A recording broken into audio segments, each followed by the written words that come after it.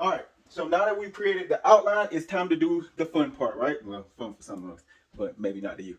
It's time to start writing. Start writing your story, your manuscript, your first draft, right? So when we're writing or when you're starting to write, here's some things that I learned through personal experience is you need to set writing goals, whether it's daily or weekly.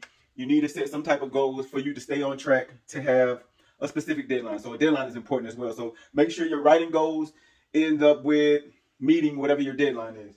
Say if you want to finish writing your first draft in 3 months, then you say I'm gonna do X amount of writing each day or each week. All right, number 2, don't overthink.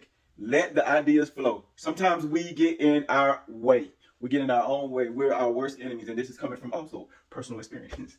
So yeah, don't worry about how it sounds at first. Just get the ideas on paper, whether it's writing.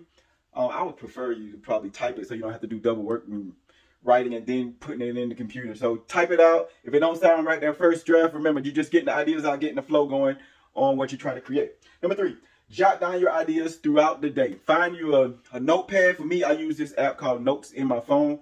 So if I'm inspired by something that I see or have a new idea of how I want the story to turn, I'll just jot it down in my Notes app. Very important because you never know when you're going to get that spark that changes the trajectory of your story that you're creating. All right, number 4, read books in that genre. Know your audience, right? It's important to know who you're writing to.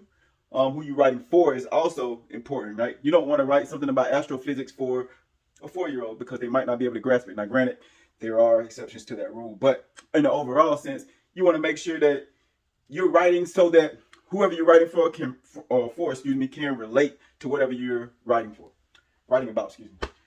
Number 5, make sure you stick to your outline. Stick to your outline. You didn't create an outline for your book for fun. You did it to kind of stay on task of what you're trying to accomplish. So make sure you stick to that outline while you're writing.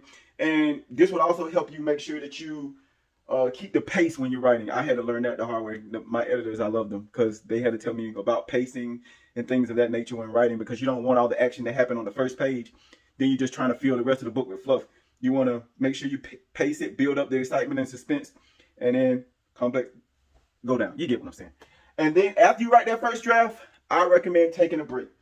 When your eyes is so used to seeing something that you write, it's hard to see the errors in what you write, especially if you're not a natural writer. This is coming from, can you say it with me, personal experience, right? You're not a natural writer. You're not going to see all your errors because when you go to that second draft and start editing, I'll talk about that on the next video. When you start editing on that second draft, that's when you're going to start finding those errors and things of that nature. So you want to take a break. I recommend a month, but that was back in the day. I know we're living in a fast-paced world now, so you might take a break from your first draft for maybe a week, maybe 2, and then you come back and you be like, what was I talking about when I wrote this? That's why. So I hope this video helps. This is pertaining to your first draft, right? It's your first draft here. If you like videos like this, hit that follow button and stay tuned.